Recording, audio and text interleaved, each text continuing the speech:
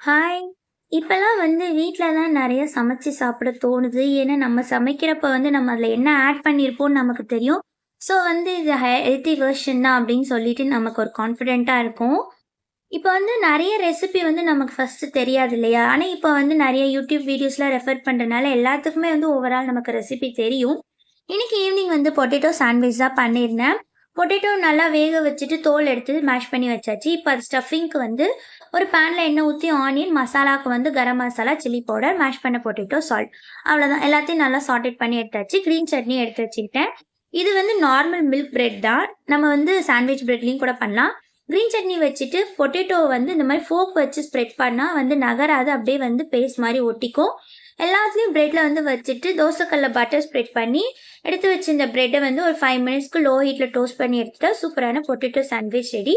நீங்களும் ட்ரை பண்ணி பாருங்க. பிடிச்சிருந்தா லைக் பண்ணி சப்ஸ்கிரைப் பண்ணிடுங்க. டாடா!